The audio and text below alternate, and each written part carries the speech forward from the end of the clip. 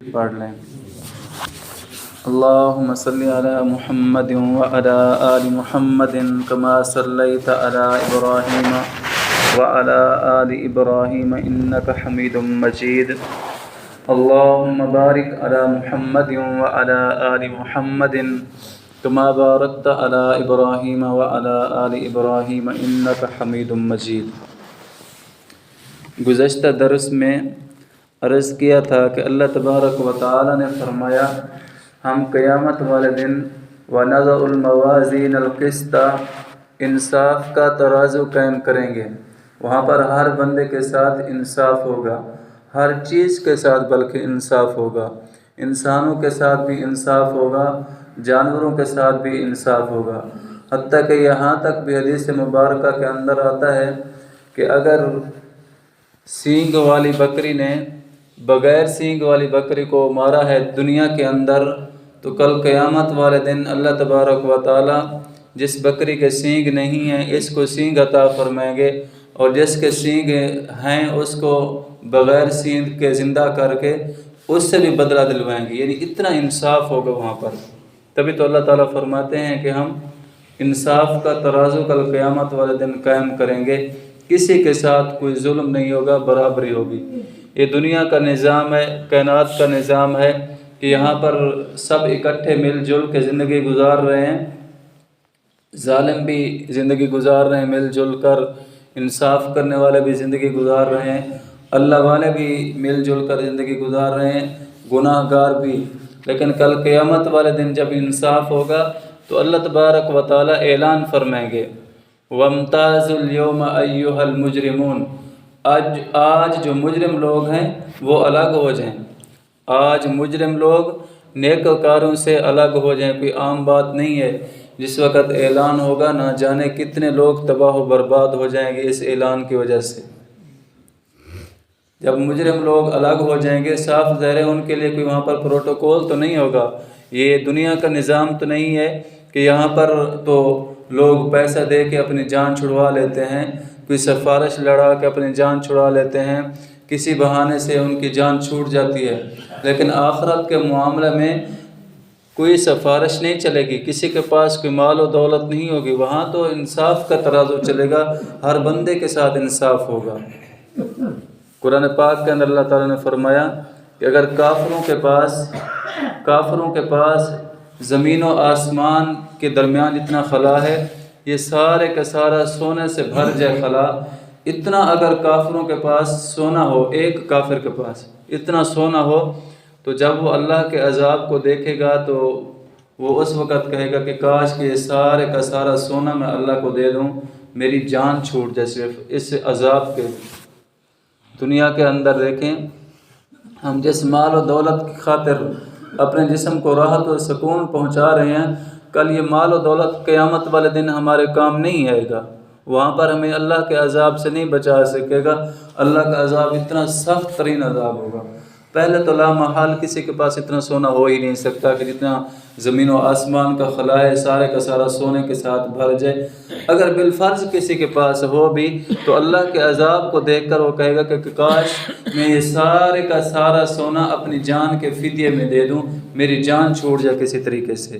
اس وجہ سے یہ دنیا کا معاملہ ہے، یہاں پر انسان کو اپنی برابری سرابری کر لینی چاہیے، کمی کوتاہیاں معاف کروا لینی چاہیے، کل قیامت والے دن نہیں تو پریشانی کا سبب بنے گا۔ پھر اللہ تبارک و تعالی نے آج کی آیت مبارکہ کے اندر جو تلاوت کی ہے فرمایا وَلَقَدْ آتَيْنَا مُوسَىٰ وَهَارُونَ الْفُرْقَانَ وَضِيَاءً، ہم نے موسیٰ علیہ السلام کو اور ہارون علیہ السلام کو دو نشانیاں عطا فرمائی، ایک فرقان اور ایک ضیاء۔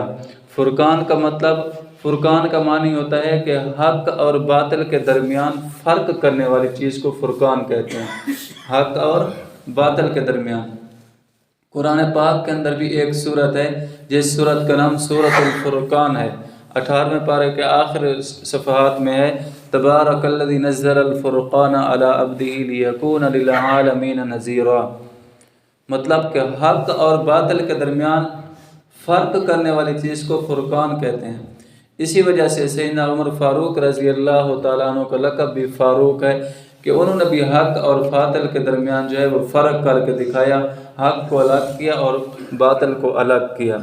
تو اللہ تبارک و تعالی نے فرمایا کہ ہم نے موسیٰ علیہ السلام کو اور ہارون علیہ السلام کو دو نشانیاں عطا فرمائیں، ایک فرقان ہے اور ایک روشنی ہے۔ روشنی فرقان سے مراد ان کی جو کتاب ہے وہ کتاب اللہ تبارک و تعالیٰ نے عطا فرمائی، کیونکہ ہر کتاب حق اور باطل کے درمیان فرق کرتی ہے، اس وجہ سے اس کا نام فرقان رکھ دیا۔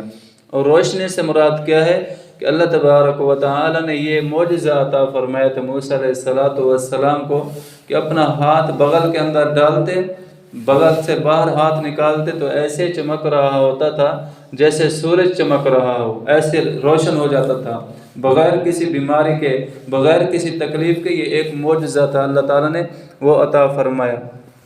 اور پھر فرمایا وَذِكْرًا لِّلْمُتَّقِينَ، یہ نصیحت ہے ان لوگوں کے لیے جو تقوی اختیار کرنے والے نا، تقوی۔ بغیر جو متقی لوگ نہیں ہیں، جو اللہ سے نہیں ڈرتے، اللہ کے احکام کے مطابق، نبی کریم صلی اللہ علیہ وسلم کے طریقے کے مطابق زندگی نہیں گزارتے، ان کو یہ چیزیں فضول نظر آتی ہیں، بس ایسے اللہ تعالیٰ نے ذکر کر دیا۔ جن لوگوں کے دلوں میں ایمان پیوست ہے تو ان کو پتہ ہوتا ہے کہ معجزات کی کیا قدر و قیمت ہے، اللہ تعالیٰ کے وہ جو ظاہر کردہ یہ عجیب عجیب واقعات ہوتے ہیں، ان کی کتنی قیمت و قدر و قیمت ہے، وہ اس سے نصیحت حاصل کرتے ہیں۔ اس سے نصیحت حاصل کر کے ان کا تعلق اور زیادہ اللہ کے ساتھ مضبوط ہو جاتا ہے، اور زیادہ وہ اللہ تعالیٰ کے ساتھ چمٹ جاتے ہیں کہ واقعی ہمیں پیدا کرنے والی کوئی ذات ہے، اس کائنات کا نظام چلانے والی کوئی ذات ہے، یہ خود بخود نہ پیدا ہوئی ہے کائنات اور نہ یہ خود بخود اس کا نظام چل رہا ہے، وہ لوگوں کا ایمان بڑھ جاتا ہے۔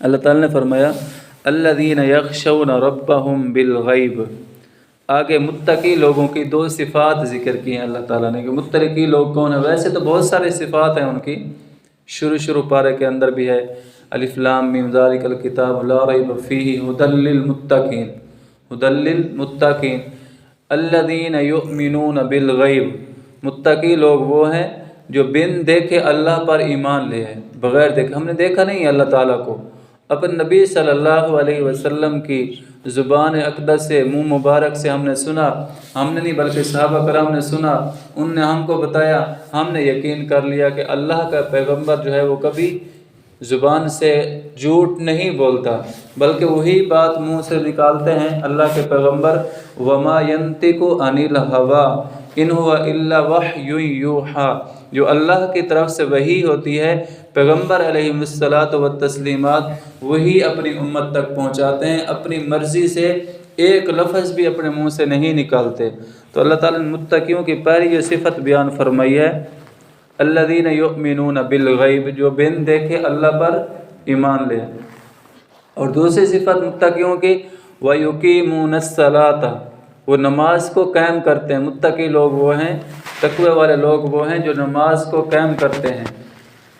اللہ تبارک و تعالی حدیث مبارکہ کے اندر آتا ہے کہ ان اللہ لا ينظر الى صورکم واموالکم ولکن ينظر الى قلوبکم واعمالکم، کہ اللہ تعالیٰ تمہاری شکلوں اور صورتوں کو نہیں دیکھتے بلکہ تمہارے دلوں کو دیکھتے ہیں اور تمہارے اعمال کو دیکھتے ہیں۔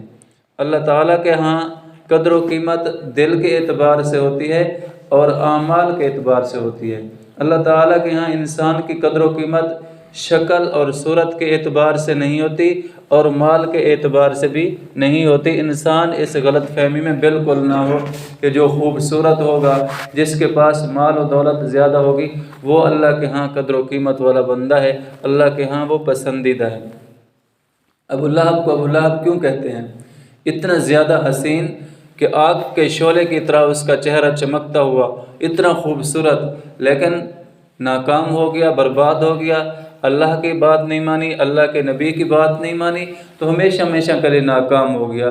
تو شکل و صورت جو ہے اللہ تعالیٰ کے ہاں یہ کوئی پسندیدہ بات نہیں ہے کہ خوبصورت بنا دیا تو یہ اللہ کے ہاں پسندیدہ بندہ ہے۔ قارون کے پاس اتنا مال کہ اس کے مال کی خزانیاں، اونٹوں کی جماعت جو ہے وہ چابیاں، صرف اس کی چابیاں، خزانوں کی چابیاں ایک اونٹوں کی جماعت اٹھایا کرتی تھی، لیکن وہ بھی کامیاب نہیں، اللہ تعالیٰ نے اس کو بھی اپنے خزانوں سمیت زمین کے اندر دھنسا دیا، اور قیامت تک وہ دھنستا چلا جائے گا، اس کو خزانوں نے نہیں بچایا۔ اللہ کے ہاں مال کی بھی کوئی وقعت نہیں ہے، وقعت ہے تو اللہ تعالیٰ فرماتے ہیں وَلَٰكِن يَنظُرُ إِلَىٰ قُلُوبِكُمْ وَأَعْمَالِكُمْ۔ دل کی قدر و قیمت کہ جن کے دل اچھے ہیں، ان کے اندر انسانیت ہے، اللہ کی محبت ہے، اللہ کے رسول کی محبت ہے، اللہ والوں کی محبت ہے، وہ دل اللہ تعالیٰ کے ہاں بہت قیمتی دل ہے، اللہ کے ہاں پسندیدہ ہے۔ وَأَعْمَالِكُمْ، اور جن کے اعمال اچھے ہیں وہ بھی اللہ تعالیٰ کے ہاں بہت قیمتی اور بہت ہی اعلیٰ انسان ہے۔ حضرت بلال حبشی رضی اللہ تعالیٰ عنہ، نہ شکل صورت اچھی ہے، نہ ان کے پاس مال و دولت ہے، کچھ بھی نہیں ہے، کچھ بھی نہیں ہے، نہ شکل و صورت ان کے اچھی ہے اور نہ ان کے پاس مال و دولت ہے، لیکن مقام اور مرتبہ کیا ہے؟ چلتے تو مکہ کی گلیوں میں ہیں، حضور صلی اللہ علیہ وسلم ان کے قدموں کی آہٹ کو جنت کے اندر سن رہے ہیں۔ جنت کے اندر یہ مقام اور مرتبہ کہ جن کے قلوب اچھے ہیں، اعمال اچھے ہیں، اللہ کی ان کے ہاں بہت زیادہ قدر و قیمت ہے۔ تو ہمیں بھی زیادہ اپنے مال و دولت بڑھانے کے بجائے، شکل و صورت کو خوبصورت بنانے کے بجائے، اپنے زیب و زینت اختیار کرنے کے بجائے اپنے دل کے اوپر محنت کرنی چاہیے، اپنے دل کو مسلمانوں کی طرف بنانا چاہیے اور اپنے اعمال کی طرف توجہ کرنی چاہیے۔ جتنا زیادہ انسان کے اعمال اچھے، اتنا زیادہ انسان قیمتی، جتنا زیادہ دل اللہ کے ساتھ جوڑ گیا، اللہ والوں کے ساتھ جوڑ گیا، اتنا زیادہ وہ قیمتی۔ اللہ کے محبوب صلی اللہ علیہ وسلم نے فرمایا کہ یا تو علم حاصل کرنے والوں میں بن جاؤ، یعنی طالب علم بن جاؤ، یا یہ کہ متعلم بن جاؤ، علم سکھلانے والے بن جاؤ، یا تیسری قسم یہ ہے کہ ان دونوں کے ساتھ محبت کرنے والے بن جاؤ، طالب علم بن جاؤ یا استاد بن جاؤ، یا ان دونوں کے ساتھ محبت کرنے والے بن جاؤ۔ چوتھی قسم ہرگز نہیں بننا، وگرنہ تباہ و برباد ہو جاؤ گے۔ کہ جو چوتھی قسم کے کون لوگ ہیں؟ جو ان کے ساتھ بغض رکھتے ہیں، جو دشمنی رکھتے ہیں، عناد رکھتے ہیں، وہ کبھی بھی نہیں بننا، نہیں تو دنیا کے اندر بھی ناکام اور آخرت کے اندر بھی ہمیشہ ہمیشہ کے لیے ناکام ہو جاؤ گے۔ طالب علم بن جاؤ، نہیں بن سکتے تو متعلم بن جاؤ، نہیں بن سکتے طالب علم بن جاؤ، یا پھر تیسرا درجہ یہ ہے کہ ان دونوں کے ساتھ محبت کرنے والے بن جاؤ۔ چوتھے قسم کے لوگوں میں سے ہرگز بھی شمار نہ ہونا کہ جو ان طالب علم یا متعلم استادوں کے ساتھ یا شاگردوں کے ساتھ جو بغض رکھتے ہیں، وہ ہر طرح بھی اس طرح کے لوگ نہیں بننا۔ اللہ تعالیٰ نے فرمایا کہ متقی لوگوں کی صفات یہ ہیں کہ ایک تو بن دیکھے اللہ پر ایمان لے، اور دوسرا یہ ہے کہ وَيُقِيمُونَ الصَّلَاةَ، نماز کو قائم کرتے ہیں۔ نماز صرف پڑھنا نہیں بلکہ نماز کو قائم کرنا۔ قائم کرنے کا مطلب یہ ہے کہ جس طرح یہ ستون ہے، یہ ہر وقت کھڑا ہے، اپنی جگہ سے ہلتا ہی نہیں ہے، یعنی اتنی اپنی ڈیوٹی کو مضبوطی سے ادا کر رہا ہے، اس کو کہتے ہیں کہ ستون قائم ہے، ستون اپنی جگہ پہ قائم ہے۔ تو انسان کے لیے بھی اسی طرح مضبوط ہونا چاہیے کہ جب بھی نماز کا وقت ہو وہ نماز کے لیے کھڑا ہو، وہ نماز کے لیے کھڑا، سارے کے سارے اپنے کام کاج سب کو چھوڑ چھاڑ کے مسجد کے اندر آ جائے، جیسے اذان سنے نماز کا وقت، جس وقت بھی وہ نماز کی حالت میں کھڑا ہو، تو اس کو کہتے ہیں کہ نماز قائم کرنا۔ نماز پڑھنا نہیں، اللہ تعالیٰ نے جہاں بھی نماز کا ذکر فرمایا قائم کرنے کا ذکر فرمایا، نماز پڑھنے کا ذکر نہیں فرمایا۔ نماز بہت سارے لوگ پڑھتے ہیں، ہوتے نماز کے اندر ہیں، خیالات کہیں اور گئے ہوئے ہوتے ہیں ان کے، کوئی پتہ نہیں ہوتا کہ ہم 1 رکعت پڑھی ہے، 2 رکعتیں پڑھی ہیں، رکعتوں کا بھی پتہ نہیں ہوتا، کوئی پتہ نہیں ہوتا کہ ہم کیا پڑھ رہے ہیں، سورت آگے پیچھے ہو رہی ہے، اس کا بھی ان کو علم نہیں ہوتا، ایک ہی سورت بالکل کبھی پڑھتے ہیں کبھی نہیں پڑھتے۔ نمازوں کے اندر سستی، نمازوں کے اندر سستی جو ہے یہ منافقین کی علامت ہے، مسلمانوں کی علامت نہیں ہے۔ حضور صلی اللہ علیہ وسلم کی حیات میں منافقوں کو بھی اتنی ہمت نہیں ہوتی تھی کہ وہ جماعت کی نماز کو چھوڑ دیں۔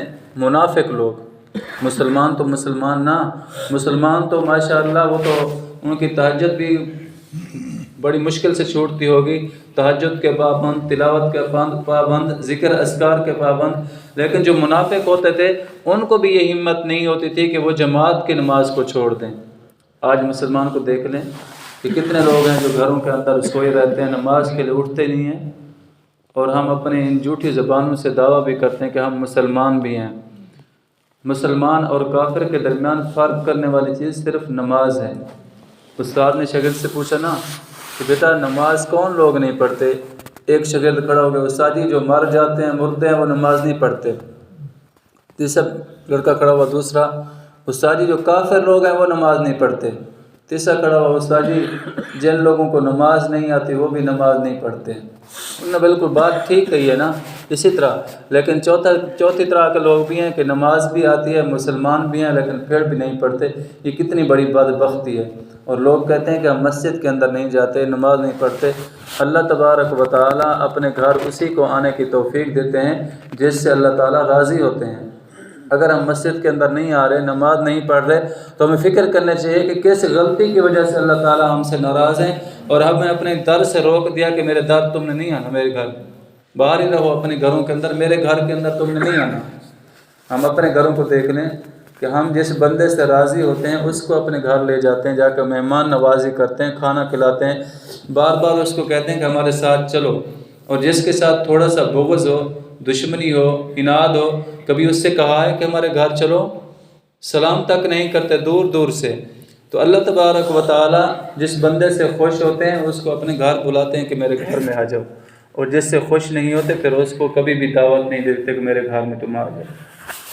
تو متقی لوگوں کی صفات یہ ہیں کہ بن دیکھے ایمان لے آتے ہیں، وَيُقِيمُونَ الصَّلَاةَ اور نماز کو قائم کرتے ہیں، وَمِمَّا رَزَقْنَاهُمْ يُنْفِقُونَ اور جو ہم نے ان کو رزق دیا وہ اس رزق میں سے بھی خرچ کرتے ہیں۔ باقی انشاءاللہ کل بیان کریں۔ الحمدللہ رب العالمین والعاقبۃ للمتقین والصلاة والسلام علی رسول محمد وعلی آلہ واصحابہ اجمعین۔ ربنا ظلمنا انفسنا وَإِن لَّمْ تَغْفِرْ لَنَا وَتَرْحَمْنَا لَنَكُونَنَّ مِنَ الْخَاسِرِينَ۔ اے کریم اللہ ہم سب کے صغیرہ کبیرہ گناہ معاف فرما۔ اے اللہ جتنے مسلمان پریشان حال ہیں ان کی پریشانیاں دور فرما، جتنے مقروض ہیں قرض کی ادائیگی کی صورت پیدا فرما، علماء طلباء مدارس کی حفاظت فرما، مجاہدین کی مدد و نصرت فرما۔ اے اللہ ہم سب کی جان مال عزت آبرو ایمان کی حفاظت فرما۔ اے اللہ تمام مسلمانوں کے جان مال عزت کی حفاظت فرما۔ جہاں کہیں مسلمان پریشان حال ہیں، مظلوم ہیں، اے اللہ ان کی مدد و نصرت فرما، ظالموں کو نیست و نابود فرما۔ اے اللہ ظالموں کو تباہ و برباد فرما، مسلمانوں کی مدد و نصرت فرما۔ اے اللہ اعلاء کلمت اللہ کو بلند فرما۔ اے اللہ کفر کا منہ کالا فرما، اسلام کا بول بالا فرما۔ سبحان ربک رب العزت عما یصفون وسلام علی المرسلین والحمد للہ رب العالمین۔ آمین برحمتک یا ارحم الراحمین۔